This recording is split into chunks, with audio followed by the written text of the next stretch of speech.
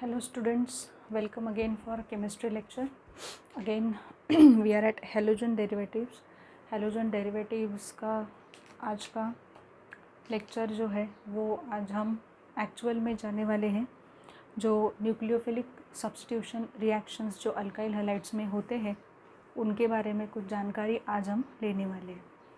So before going to start nucleophilic substitution reaction and its detailed explanation, let me give you some important points about this chemical test or you can say chemical properties of this alkyl halides, and next to it which formula जो है वो आप कैसे लिखते हो. हमें पता है ये वहाँ पे क्या किया गया है, आपके सिलेबस से रिमूव किया गया है.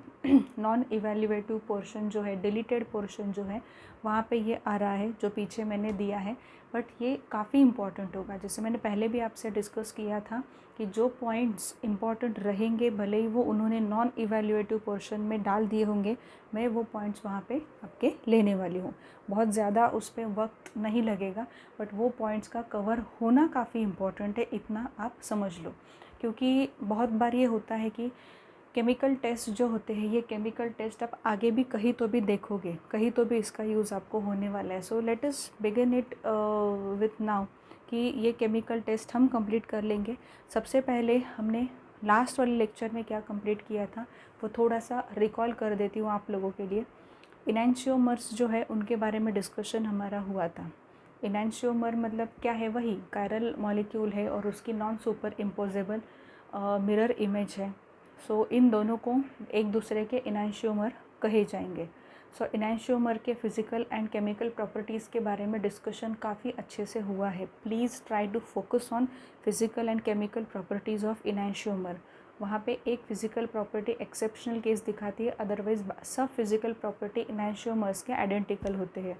वो कौन सी है? Sign of optical rotation.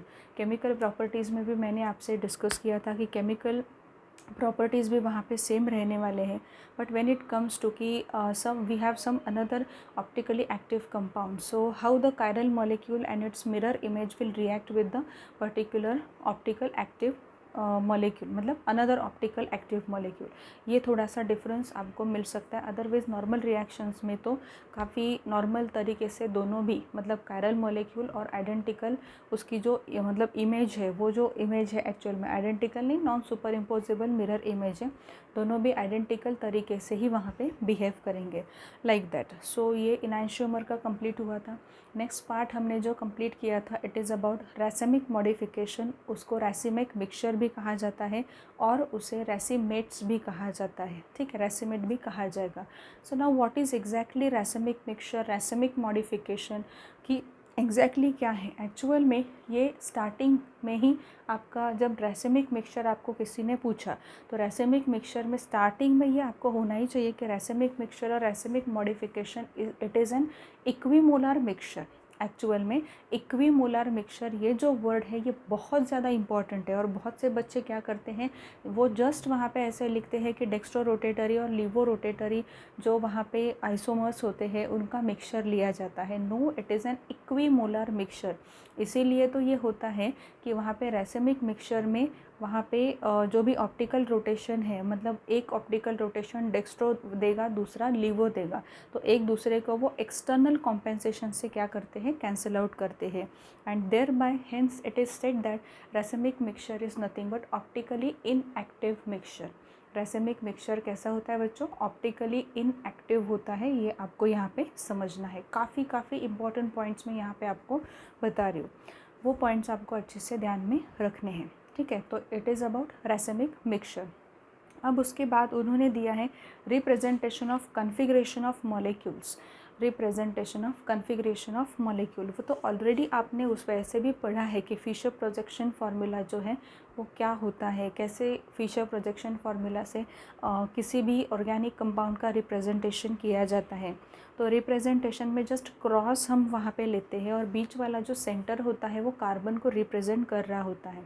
तो वो जो कार्बन है वहाँ पे, तो अबो और बिलो जो भी वहाँ पे बॉन्ड्स है वो कैसे दिखाए जाते हैं वो यहाँ पे इम्पॉर्टेंट है, जो आपने 11th में पढ़ा है। फिशर प्रोजेक्शन फार्मूला पे मैं ज़्यादा डिस्कस नहीं करूँगी, इवन वेज फार्मूला पे ज़्यादा डिस्कशन नहीं होगा। नेक्स्ट उन्होंने दिया है कि वेज फार्मूला, ये भी यहाँ पे ऐसा है कि एक लाइक नॉन इवैल्यूएटिव पोर्शन में उन्होंने वो डाल दिया है, बट ये समझना इम्पॉर्टेंट होगा कि अगर आपने कोई भी एक कार्बन लिया है, ठीक है, कार्बन यहाँ पे लिया है और उस पर्टिकुलर कार्बन के ये चारों वैलेंसीज यहाँ पे हम क्या कर रहे हैं, दिखाने की कोशिश कर रहे हैं। तो आप पहले ये समझ लो कि अगर आप एक प्लेन वहाँ पे ले रहे हो तो 2 वैलेंसीज तो आपको कहाँ मिलेगी, इन द प्लेन आपको मिलेगी। एक वैलेंसी बिलो द प्लेन और एक वैलेंसी अबव द प्लेन आपको मिलेगी। कोई भी वहाँ पे अगर आपने कंपाउंड लिया है, टेट्राहेड्रल कार्बन का स्ट्रक्चर या टेट्राहेड्रल कार्बन आप दिखाना चाह रहे हो, तो you have to be very alert कि टेट्राहेड्रल में होगा क्या। वहाँ पे 2 जो वैलेंसीज रहेगी वो वहाँ पे प्लेन में रहेगी, एक वैलेंसी नीचे होगी, एक वैलेंसी ऊपर होगी, इस तरीके से दिखाना है। वही यहाँ पे मैंने दिखाया है कि जो प्लेन में होते हैं, यहाँ पे जो 2 है प्लेन में, उनको काफ़ी नॉर्मल लाइन से वहाँ पे क्या किया जाता है, रिप्रेजेंट किया जाता है। रही बात जो वैलेंसी बिलो द प्लेन है एंड जो वैलेंसी अबव द प्लेन है, उनको कैसे रिप्रेजेंट किया जाएगा, दिया है बिलो द प्लेन है तो वो वैलेंसी को आपको डैश डैश स्ट्रक्चर से क्या करना पड़ेगा, रिप्रेजेंट करना पड़ेगा। एंड जो वैलेंसी अबव द प्लेन है वो थिक लाइन से वहाँ पे क्या होती है, वहाँ पे रिप्रेजेंट होती है, ठीक है। This is all about wedge formula. ये यहाँ पे दिया हुआ था, नॉन इवैल्यूएटिव का पार्ट था, बट इम्पॉर्टेंट है बिकॉज ये मुझे पता है कि आगे जाके ये आपको ज़रूर काम में आएगा। अभी अगर आप यहाँ पे ध्यान नहीं दे रहे हो तो आगे में भी हो सकता है कि आपको प्रॉब्लम आएगी, इसलिए ये मैंने मेरी तरीके से कंप्लीट कर लिया। बाकी का आपका है वो कि आप उसको किस तरीके से देख रहे हो। नेक्स्ट हम स्टार्ट करने वाले हैं केमिकल प्रॉपर्टीज़। अब हमारी फ़िज़िकल प्रॉपर्टीज़ जो है बच्चों वो कंप्लीट हो चुकी है, ठीक है। फ़िज़िकल प्रॉपर्टीज़ का तो कंप्लीशन हमने कर लिया। Now we will be moving towards chemical properties. Now chemical properties में बेसिकली होता क्या है, सबसे पहले ये तो समझने की बात है कि chemical properties in the sense what, chemical properties मतलब केमिकल रिएक्शंस रहेंगे, ढेर सारे केमिकल रिएक्शंस आपको वहाँ पे मिलेंगे। And that too in organic chemistry, organic के रिएक्शंस आपको बहुत से मिलेंगे when you talk about chemical property of any organic compound. Organic compound की केमिकल प्रॉपर्टी मतलब क्या होता है, वहाँ पे ढेर सारे केमिकल रिएक्शंस। बट यहाँ पे आपको थियोरी प्लस रिएक्शन दोनों पे फोकस करना है। ऐसा नहीं किया है इन्होंने कि सिर्फ रिएक्शंस दिए हैं, थियोरी पार्ट नहीं है। थियोरी पार्ट भी बहुत अच्छे से समझना है, वो समझने के बाद ही आपको रिएक्शंस का जो भी एक डेप्थ है वो समझ में आ सकता है। अब सबसे पहले उन्होंने ये देख के रखा है कि laboratory test of haloalkanes, laboratory test of haloalkanes, it is also an non evaluative part. Deleted portion में से ये पोर्शन यहाँ पे आपको दिया गया है, बट डिलीटेड पोर्शन है, बट कहीं ना कहीं आपको ये केमिकल रिएक्शन आने वाली है। So better be understand, 5 minutes लगेंगे, 5 से भी कम मिनट लगेंगे ये समझने के लिए कि हैलो अल्केन्स जो होते हैं उनकी लेबोरेटरी टेस्ट कैसे की जाती है। बच्चों आप लैब में जाके एक्सपेरिमेंट्स वगैरह नहीं करते, लेकिन हम लोगों ने वो किए हैं। सो एटलीस्ट मेरा ये कंसर्न है कि एटलीस्ट आपको इतना तो पता चले कि अल्काइल हैलाइड जो होते हैं, हैलो अल्केन्स जो होते हैं, वो लेबोरेटरी में उनका टेस्टिंग कैसे किया जाता है।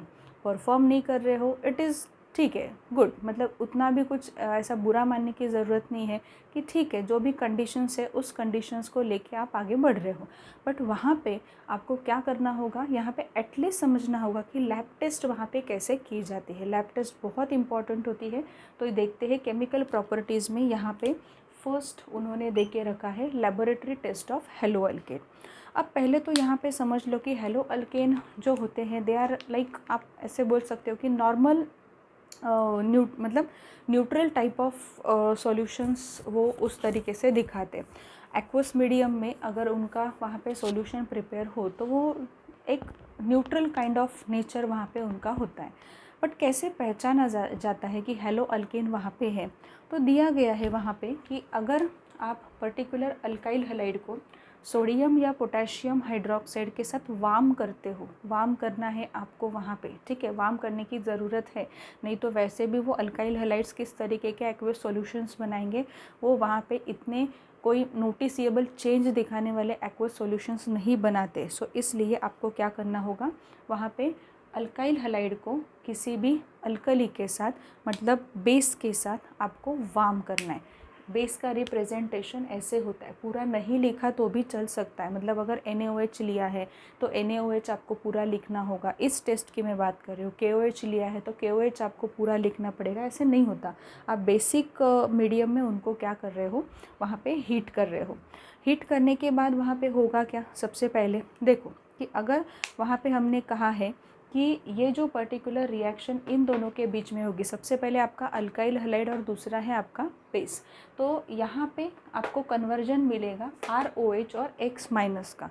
तभी भी थोड़ी ना पता चलेगा कि X माइनस मतलब वो वहाँ पे लीव कर रहा है, मतलब जो भी हैलोजन है आपका वो लीव कर रहा है। बट नाउ ये तो समझ में आ गया कि यहाँ पे हैलोजन लीव कर रहा है, बट हैलोजन लीव कर रहा है ये अगेन आपको कंफर्म करना है, तो आप कैसे कंफर्म करोगे। यहाँ पे बच्चों आपको क्या करना होता है कि ये जो पर्टिकुलर मिक्सचर आपको यहाँ पे मिला है, मतलब इसमें आपको डाइल्यूट नाइट्रिक एसिड जो है वो ऐड करना होता है। डाइल्यूट नाइट्रिक एसिड ऐड करना है, और सिल्वर नाइट्रेट का सॉल्यूशन है वो भी वहाँ पे ऐड करना है। होगा क्या, सिल्वर नाइट्रेट के सॉल्यूशन से आपको Ag+ मिलेगा, और सिल्वर जो होता है, मतलब सिल्वर कैटाइन की मैं बात कर रही हूँ, सिल्वर की एफिनिटी होती है बहुत ज़्यादा, हमेशा एफिनिटी होती है टुवर्ड्स X माइनस, मतलब कोई भी हैलोजन होगा उसके टुवर्ड्स एफिनिटी बहुत ज़्यादा होगी सिल्वर की, तो वो क्या फॉर्म कर लेगा, वहाँ पे सिल्वर हैलाइड फॉर्म करेगा, और वो प्रेसिपिटेट के फॉर्म में आपको मिलेगा। तो प्रेसिपिटेट अगर आपको मिला, बाकी के सॉल्यूशन का क्या हुआ ये जानने से बेहतर ये है कि सिल्वर जो है वो सिल्वर ये आपका जो भी बाहर निकला था इस X माइनस के साथ रिएक्ट हुआ, और Ag+ यहाँ पे प्रेसिपिटेट फॉर्म हो गया। तो प्रेसिपिटेट फॉर्म होने के बाद ये पता चलता है कि अल्काइल हैलाइड तो वहाँ पे था, बट अल्काइल हैलाइड CT मतलब कन्फर्मेटरी टेस्ट आपको यहाँ से मिल जाता है। So this is a short laboratory test about haloalkanes. Let us not discuss in detail about it, but at least पता हो इसलिए ये मैंने टेस्ट आपसे करवाई है। नेक्स्ट जो है वो काफ़ी इम्पॉर्टेंट पार्ट आपको पढ़ना है। This is the nucleophilic substitution reactions in haloalkane, बहुत ही इम्पॉर्टेंट है। Nucleophilic substitution reaction in haloalkane. अब सबसे पहले न्यूक्लियोफिलिक सब्स्टिट्यूशन रिएक्शन होते क्यों है आपके हेलोअल्केन में, सबसे पहले we have to discuss that point in detail, and then we will be moving toward SN reaction, then SN1 SN2। एक बार ये समझ में आ गया कि न्यूक्लियोफिलिक सब्स्टिट्यूशन रिएक्शन हेलोअल्केन में क्यों और कैसे होते हैं, क्या एग्जैक्टली वहाँ पे सॉर्ट ऑफ मैकेनिज़्म वहाँ पे होता है, तो ये जानने के बाद आपको बहुत अच्छे से समझ में आएगा कि न्यूक्लियोफिलिक सब्स्टिट्यूशन रिएक्शन हेलोअल्केन में कैसे हो रहे हैं। So let us start with the nucleophilic substitution reactions in haloalkanes. चलो तो स्टूडेंट्स, अब हम काफ़ी इम्पॉर्टेंट टॉपिक स्टार्ट करने जा रहे हैं। प्लीज़ बी अटेंटिव, ठीक है। समझ में आ भी रहा हो तो इंटू 2 की स्पीड में लेक्चर को आगे मत घुमाओ, ठीक है, आगे प्रोसीड मत करवाओ, यहाँ पे पूरा अच्छे से देखो। Nucleophilic substitution reactions in haloalkanes. Haloalkanes में न्यूक्लियोफिलिक सब्स्टिट्यूशन रिएक्शन जिसे SN रिएक्शन भी कहा जाता है, capital S capital N, SN reaction भी कहा जाता है। लिखने के तरीके अलग अलग हो सकते हैं, बट SN रिएक्शन बेसिकली उसे कहा जाता है, न्यूक्लियोफिलिक सब्स्टिट्यूशन रिएक्शन इन हेलोअल्केन्स, मतलब अल्काइल हैलाइड्स। सो बेसिक से जो पॉइंट्स है वो मैंने यहाँ पे लिखे हैं, अदरवाइज़ मैं डिटेल में एक्सप्लेन तो कर ही रही हूँ। If you want this points to be in your notebook then please write it down with the speed. No change in the state of hybridization of carbon, बहुत इंपॉर्टेंट पॉइंट है। Nucleophilic substitution reaction जब हो रही है haloalkanes में, तब state of hybridization carbon की change नहीं होती। कार्बन का हाइब्रिडाइजेशन जो sp3 होगा वही आपको sp3 मिलेगा प्रोडक्ट में भी, ठीक है। So state of hybridization of carbon does not change in a nucleophilic substitution of alkyl halides और हेलो अल्केन्स। बहुत इंपॉर्टेंट पॉइंट है, मैं आपको एग्जाम्पल के साथ भी बता सकती हूँ, बट अभी जो पॉइंट्स मैं बोल रही हूँ वो पॉइंट्स को अच्छे से ध्यान दो। CX bond in alkyl halide is a polar covalent bond. We know very well that कि CX bond carbon to halogen जो बॉन्ड होता है अल्काइल हलाइड्स में, हमने पढ़ भी रखा है ये कि वो पोलर कोवैलेंट बॉन्ड होता है। लाइक हम उसे ये भी बोल सकते हैं कि वो मॉडरेटली पोलर बॉन्ड होता है, बट बेसिकली वो पोलर कोवैलेंट बॉन्ड वहाँ पे होता है। वो पोलर कोवैलेंट बॉन्ड है, एग्जैक्टली बोलने का मतलब क्या है कि वहाँ पे कार्बन और हेलोजन एक्स जो भी अटैच्ड है उनके बीच में क्या है, इलेक्ट्रोनेगेटिविटी का डिफरेंस है। And because of the difference of electronegativity carbon will acquire a partial positive charge while halogen will acquire a partial negative charge. Carbon के ऊपर पॉजिटिव चार्ज आ रहा है। अब कार्बन के ऊपर अगर पॉजिटिव चार्ज आ रहा है, what it means exactly, positive charge जो होता है इसका मतलब क्या है, कार्बन के पास इलेक्ट्रॉन की कमी हो सकती है। It is because of this attached halogen, क्योंकि हेलोजन की टेंडेंसी क्या है, हेलोजन क्या करेगा, हेलोजन जो भी बॉन्डेड इलेक्ट्रॉन्स है, ये जो शेड पेयर ऑफ इलेक्ट्रॉन्स है उनको खुद की तरफ खींचने की बहुत ज़्यादा कोशिश करेगा। सो कार्बन जो होगा वो कार्बन हमेशा से एक पर्टिकुलर स्केरसिटी में रहेगा या वो वहाँ पे इस इन्फ्लुएंस में हमेशा होगा कि कार्बन पे हमेशा एक पॉजिटिव चार्ज आ सकता है। क्यों, ये लॉजिकल है, क्योंकि ये जो हेलोजन है, हेलोजन की इलेक्ट्रोनेगेटिविटी कार्बन से ज़्यादा है। सो पॉजिटिव चार्ज कार्बन के ऊपर है, पार्शियल पॉजिटिव है, डेल्टा है, मतलब स्मॉल पॉजिटिव चार्ज है। बट स्मॉल पॉजिटिव चार्ज होगा तभी भी हम उसे क्या बोल सकते हैं, वो इलेक्ट्रोफिलिक सेंटर की तरह एक्ट करेगा।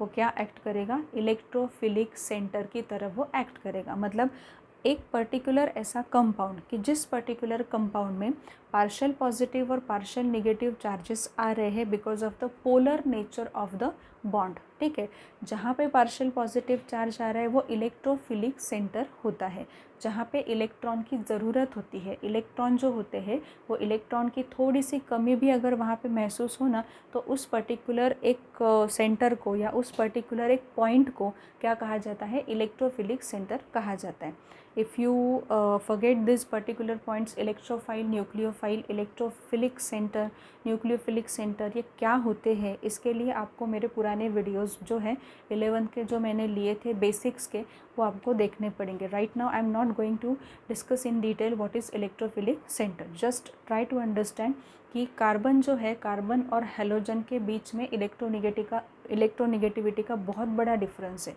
हेलोजन क्या कर सकते हैं, हमेशा से ये है कि हेलोजन जो शेड पेयर ऑफ इलेक्ट्रॉन है उनको खुद की तरफ खींचने की कोशिश करेंगे। कार्बन के ऊपर क्या होगा, पॉजिटिव चार्ज आएगा इसकी वजह से, और जो भी हेलोजन है उसके ऊपर नेगेटिव चार्ज होगा। कार्बन के ऊपर पॉजिटिव चार्ज है, मतलब carbon is act as a electrophilic centre. वहाँ पे इलेक्ट्रॉन की कमी हो सकती है, इस तरीके का सेंटर वहाँ पे एक्ट हो रहा है कार्बन। ठीक है, अब यहाँ पे मैंने वही लिखा है, कार्बन इन CX बॉन्ड की बात हो रही है। पूरा अल्काइल हलाइड है ही, बट उसमें CX बॉन्ड की बात हो रही है। Carbon in CX bond is electrophilic carbon and electrophilic centre. उसको इलेक्ट्रोफिलिक कार्बन कहा जाता है, या तो फिर उसे इलेक्ट्रोफिलिक सेंटर कहा जाएगा। आप इलेक्ट्रोफिलिक सेंटर ही बोलो, बिकॉज आपके टेक्स्ट बुक में इलेक्ट्रोफिलिक सेंटर दिया हुआ है कि जो अल्काइल हलाइड होता है, अल्काइल हलाइड में कार्बन जो होता है, कार्बन को क्या कहा जाएगा, कार्बन को वहाँ पे इलेक्ट्रोफिलिक सेंटर कहा जाएगा। कार्बन को क्या कहा जाएगा, इलेक्ट्रोफिलिक सेंटर वहाँ पे कहा जाएगा। नेक्स्ट देखो, hence carbon has a tendency to react with a nucleophile. Carbon की टेंडेंसी है न्यूक्लियोफाइल के साथ वो क्या कर सकता है, रिएक्ट कर सकता है। Now what is nucleophile, nucleophile is electron rich species. Nucleophile is electron rich species. So electron rich अगर है तो कार्बन अगर इलेक्ट्रोफाइल है, मतलब उसके पास अगर इलेक्ट्रॉन की कमी उसे महसूस हो रही है, तो वो न्यूक्लियोफाइल के साथ आसानी से रिएक्ट करेगा। And hence nucleophilic substitution reaction occurs in alkyl halide. Alkyl halide में न्यूक्लियोफिलिक सब्स्टिट्यूशन रिएक्शन क्यों होती है, आप वहाँ पे रिजिडली पॉइंट्स देते जाओ कि in alkyl halide carbon to halogen bond is polar in nature. Hence, carbon acquires a partial positive charge and halogen acquires partial negative charge. As it has a positive charge on it, as carbon has a positive charge on it, carbon acts as a electrophilic center, ठीक है, and hence carbon can easily react with the nucleophile, and nucleophile is the one species which has electron rich in it, ठीक है. सो ये यहाँ पे आपको लिखना है. Alkyl halides react with variety of nucleophile. Alkyl halide जो होते हैं ना, वो न्यूक्लियोफाइल, बहुत से न्यूक्लियोफाइल्स के साथ अल्काइल हैलाइड्स क्या होते रहते, रिएक्ट वहाँ पे होते रहते. बहुत ही इंपॉर्टेंट है. अब यहाँ पे आपको समझना है कि एक्चुअल में न्यूक्लियोफिलिक सब्स्टिट्यूशन रिएक्शन होती कैसे है. एक जनरल वे में दिया है. न्यूक्लियोफाइल मतलब NU- से रिप्रेजेंट किया जाता है, पता होना चाहिए, ये बहुत ही बेसिक है. NU- से रिप्रेजेंट किया है. ये यहाँ पे जो अल्काइल हैलाइड है, जो कोई भी होगा, यहाँ पे हाइड्रोजन होगा, यहाँ पे X होगा, व्हाटएवर जो भी अल्काइल हैलाइड होगा, यहाँ पे ये एक्ट कर रहा है हमारा सबस्ट्रेट. ये क्या होगा, हमारा सबस्ट्रेट. सबस्ट्रेट, न्यूक्लियोफाइल क्या होते हैं, ये लास्ट लेक्चर के जो भी वीडियोस है वो अच्छे से क्लियर रखो, ठीक है. यहाँ पे एक न्यूक्लियोफाइल है, यहाँ पे सबस्ट्रेट है. अब यहाँ पे क्या होगा, यहाँ पे ये जो कार्बन है आपका, ये कार्बन आपका क्या है, वहाँ पे ये इलेक्ट्रोफिलिक कार्बन है. तो इलेक्ट्रोफिलिक कार्बन होने की वजह से क्या होगा बच्चों, न्यूक्लियोफाइल जो है वो न्यूक्लियोफाइल कार्बन के साथ अटैच होगा. न्यूक्लियोफाइल क्या करेगा, कार्बन के ऊपर वहाँ पे अटैक करेगा. तो इस वक्त आपको ये दिखाई देगा, एक्चुअल केस में ये आपको यहाँ पे दिखाई देगा कि ये जो पर्टिकुलर ये जो हैलोजन है ना, इसकी टेंडेंसी क्या है, हैलोजन की टेंडेंसी क्या है. हैलोजन की टेंडेंसी ये होती है कि इलेक्ट्रोनेगेटिव वो ज़्यादा होता है, और यहाँ पे ये जो शेड पेयर ऑफ इलेक्ट्रॉन है ये लेके वो वहाँ से निकल जाता है, ठीक है. सो इसी तरीके से X- इलेक्ट्रॉन पेयर लेके वो क्या हुआ, भाग गया, और उस जगह पे क्या हुआ है, न्यूक्लियोफाइल आके अटैच हुआ. इन शॉर्ट, कार्बन की जो 4 वैलेंसीज़ है यहाँ पे भी आपको 4 ही वैलेंसी मिल रही है. इसलिए ये कहा गया है कि there is no change in the state of hybridization of carbon in nucleophilic substitution reaction. Important point है, इम्पॉर्टेंट सेंटेंस है, बहुत अच्छे से आपको समझना है. यही मैं दिखाने की कोशिश कर रही हूँ कि न्यूक्लियोफाइल जो है वो न्यूक्लियोफाइल इस इलेक्ट्रोफिलिक सेंटर पे क्या करेगा, वहाँ पे अटैक करेगा. न्यूक्लियोफाइल की और उस इलेक्ट्रोफिलिक सेंटर की, मतलब कार्बन की रिएक्शन होगी. उस वक्त क्या होगा, ये जो पर्टिकुलर इलेक्ट्रॉन है ये पूरे के पूरे इलेक्ट्रॉन लेके ये पर्टिकुलर हैलोजन जो है वो निकल जाएगा. हेंस आप ये बोल सकते हो कि हैलोजन्स जो होते हैं ना, अल्काइल हैलाइड्स में ये जो हैलोजन्स होते हैं ना, उनको लिविंग ग्रुप कहा जाता है. उनको लिविंग ग्रुप कहा जाता है. आप बोलोगे लिविंग एटम क्यों नहीं, ऐसा नहीं है. उन्होंने कहा है कि वो लीव कर देता है, बहुत अच्छे से लीव हो जाता है सबस्ट्रेट से, इसलिए उसे लिविंग ग्रुप कहा जाएगा, ठीक है. सो ये लिविंग ग्रुप यहाँ पे है, ठीक है. यहाँ पे ये जो आपका अल्काइल हैलाइड है, ये जो X- के फॉर्म में आपको मिला है, it acts as a best leaving group. Leaving group है वो. ऐसा क्यों हुआ, बिकॉज न्यूक्लियोफाइल ने इस पर्टिकुलर बेचारे कार्बन पे, बेचारा कार्बन मतलब क्या होता है, जिसके ऊपर हमेशा से इलेक्ट्रॉन की कमी होती है, क्यों हो रही है, इसकी वजह से, ठीक है. तो ये क्या किया इसने, फाइनली ये 2 इलेक्ट्रॉन लेके वो चला गया. तो कार्बन से कौन अटैच हुआ, फिर न्यूक्लियोफाइल आके अटैच हुआ. इन शॉर्ट, कार्बन के जो 4 वैलेंसीज आपको रिएक्टेंट्स में मिल रहे थे, वही आपको यहाँ पे 4 वैलेंसी सेटिस्फाई मिल रही है प्रोडक्ट में. बस डिफरेंस इतना है कि यहाँ पे जो हैलोजन था उसकी जगह पे न्यूक्लियोफाइल आके क्या हुआ, सब्स्टिट्यूट हो गया. इसलिए रिएक्शन को सब्स्टिट्यूशन रिएक्शन कहा जाता है. हैलोजन निकल जाएगा और उस जगह पे न्यूक्लियोफाइल आके क्या करेगा, अटैक करेगा. हैलोजन निकल जाएगा और कार्बन से न्यूक्लियोफाइल वहाँ पे जुड़ा रहेगा. तो यहाँ पे ये न्यूक्लियोफिलिक सब्स्टिट्यूशन रिएक्शन है.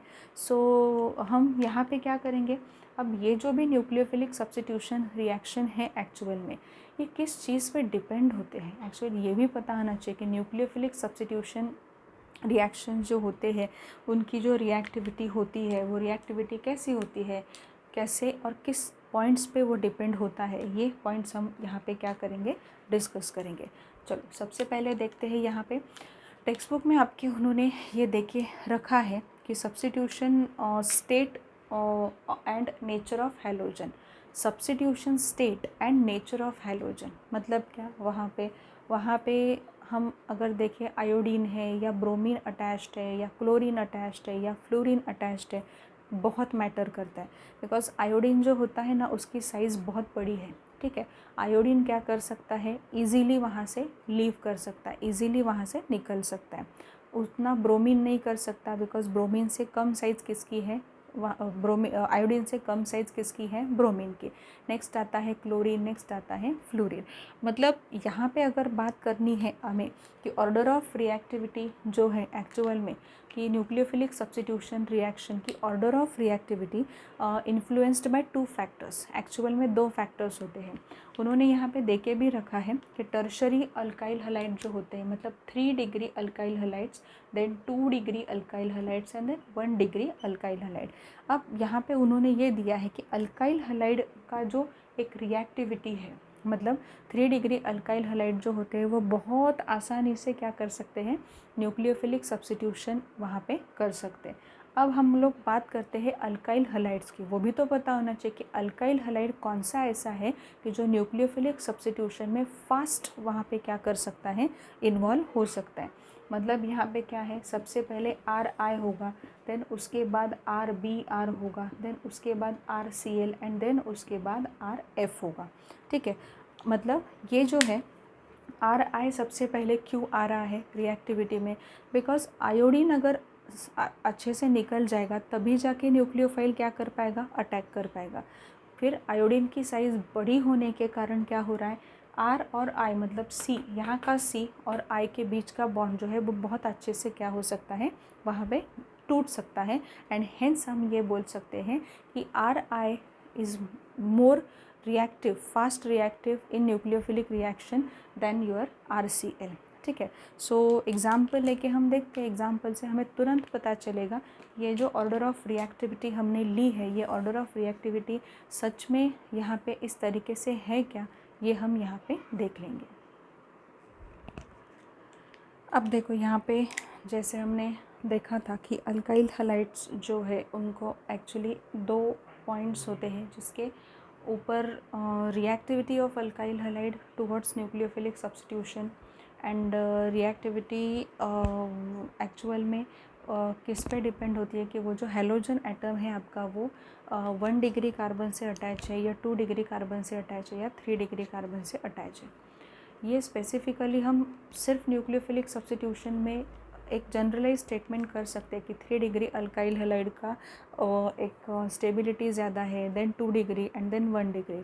एंड देन हम ये बोल सकते हैं कि अल्काइल हैलाइड में सबसे ज़्यादा अच्छे से स्ट्रांगली न्यूक्लियोफिलिक सब्स्टिट्यूशन रिएक्शन में पार्टिसिपेट कौन कर सकता है, अल्काइल आयोडाइड सबसे ज़्यादा अच्छे से पार्टिसिपेट कर सकता है, बिकॉज आयोडीन की साइज़ बहुत बड़ी है। मतलब iodine acts as a leaving group, वहाँ पे वो आयोडीन लिविंग ग्रुप की तरह एक्ट करेगा। साइज़ बड़ी होने की वजह से क्या होगा, आयोडीन जो होगा आपका वो आयोडीन बहुत ही अच्छे से वहाँ से लीव आउट करेगा, ठीक है। सो मतलब उनके बीच का जो फोर्स ऑफ अट्रैक्शन है, RI में जो फोर्स ऑफ अट्रैक्शन है वो काफ़ी कम है। जो हमने देखा था बॉन्ड लेंथ बढ़ रही है तो बॉन्ड स्ट्रेंथ क्या होगी, वहाँ पे कम हो जाएगी। इसलिए RI के बीच में जो बॉन्ड है वो ब्रेक होना और आयोडीन बीच के जो 2 इलेक्ट्रॉन है वो लेके भाग जाना, ये बहुत आसान हो सकता है अल्काइल आयोडाइड के केस में। एंड देन आता है आपका RBr, देन आता है RCl और लास्ट में RF तो वैसे इन्वॉल्व होता भी नहीं है वहाँ पे, बट एक just for the reactivity order हमें ये चीज़ याद रखनी है। बस बाकी का जो मैकेनिज़्म का जो पार्ट होगा वो जब SN1 SN2 आएगा तो मैं वहाँ पे आपको बताते जाऊँगी कि किस तरीके से रिएक्शन आगे बढ़ेगी, ठीक है। सो यहाँ पे हम देखने जा रहे हैं न्यूक्लियोफिलिक सब्स्टिट्यूशन रिएक्शंस। मैं जैसे हमने पहले भी कहा कि अल्काइल हलाइड जो होते हैं they undergo number of nucleophilic substitution reactions, number of nucleophile से वो क्या कर सकते हैं, वहाँ पे रिएक्ट कर सकते हैं। यहाँ पे जो मैंने 8 रिएक्शंस दिए हैं इसमें से कुछ पॉइंट्स आपको जो याद रखने हैं वो मैं आपको बता रही हूँ। सबसे पहला पॉइंट आपको याद रखना है कि जो भी रिएक्शन आपको वहाँ पे दिखाई दे रही है उसमें न्यूक्लियोफाइल कौन है ये आपको आइडेंटिफाई करना पड़ेगा। ये इंपॉर्टेंट रहता है। न्यूक्लियोफाइल का ही आइडेंटिफिकेशन नहीं हो तो बहुत प्रॉब्लम हो सकती है। न्यूक्लियोफाइल कौन है ये आइडेंटिफाई आपको ज़रूर करना होगा। तो देखो पहली रिएक्शन, अल्काइल हलाइड को रिप्रेजेंट करने का तरीका हर जगह पे RX लिखा है, अल्काइल हलाइड, ठीक है। ये जो प्लस करके लिखे हैं ये है सारे न्यूक्लियोफाइल्स। न्यूक्लियोफाइल नहीं है एक्चुअली, वो वहाँ पे रिएजेंट है। रिएजेंट में एक पार्ट होगा कि वो न्यूक्लियोफाइल की तरह एक्ट करेगा। तो यहाँ पे देखो Na+ और OH-, मतलब OH- ये जो है ये एक्ट करेगा एज अ न्यूक्लियोफाइल। X की जगह पे कौन आएगा? OH आएगा, वही हुआ है इस केस में। OH- जो है it acts as a nucleophile. ये क्या है? यहाँ पे न्यूक्लियोफाइल है। ये मैं यहाँ पे लिख रही हूँ, बहुत अच्छे से सुनो, क्योंकि क्या होता है कि बहुत बार ये होता है कि न्यूक्लियोफिलिक सब्स्टिट्यूशन रिएक्शन आप पढ़ते हो, बट जो भी आपको रिएक्शन दी है ना उसमें न्यूक्लियोफाइल कौन है ये पहचानना मुश्किल हो जाता है आपके लिए। तो इतना भी आपको लोअर लेवल पे नहीं रहना है। सबसे पहले रिएक्शन देखते देखते ही पहचान जाओ कि न्यूक्लियोफाइल वहाँ पे कौन है। मैंने तो वहाँ पे माइनस साइन दे के रखा है, but just for the easiest वे मैं यहाँ पे भी लिख रही हूँ कि न्यूक्लियोफाइल कौन होगा। यहाँ पे देखो, अब यहाँ पे है NaOR। अब ये NaOR क्या है? वहाँ पे सोडियम अल्कोक्साइड, सोडियम अल्कोक्साइड है ये। यहाँ पे OR, ये जो पार्ट है OR-, ये होगा आपका न्यूक्लियोफाइल, ठीक है। अब यहाँ पे देखो थर्ड रिएक्शन में यहाँ पे है सिल्वर कार्बोक्सिलेट, मतलब जैसे सिल्वर एसीटेट होता है, सिल्वर प्रोपियोनेट होता है। ये यहाँ पे स्पेसिफिक एसिड का पार्ट नहीं है, इसलिए मैंने कहा सिल्वर कार्बोक्सिलेट। जो रिएजेंट है उसकी बात कर रही हूँ, तो सिल्वर उसमें तो क्या होगा? प्लस होगा। ये पूरा पार्ट जो यहाँ पे है, ये जो पार्ट पूरा दिया हुआ है, ये पार्ट एक्ट करेगा न्यूक्लियोफाइल की तरह। मतलब न्यूक्लियोफाइल आपका होगा RC+O O-। ये पार्ट आपका क्या होगा? न्यूक्लियोफाइल। रिएक्शन में आपको यहाँ पे ईस्टर मिल रहा है। रिएक्शन में क्या मिल रहा है आपको? ईस्टर मिल रहा है। बहुत सिंपल है। RX है यहाँ पे, तो है ये X तो चला जाएगा, और उस जगह पे ये जो आपका O है, C+O R', ये पूरा वहाँ पे अटैच होगा। ये जो रिएक्शन है फोर्थ वाली reaction, this is called ammonolysis of alkyl halide. Ammonolysis of alkyl halide. Alkyl halide जो होते हैं उनकी रिएक्शन अमोनिया के साथ जब होती है ना, तो उसे अमोनोलिसिस कहा जाता है। अब आपको यहाँ पे पहचानना है कि न्यूक्लियोफाइल कौन हो सकता है। मैंने नेगेटिव पॉजिटिव तो कुछ लिखा नहीं है। यहाँ पे NH3 जो होता है ना, वो NH3 में NH2- एंड H+, इस तरीके से वहाँ पे होता है।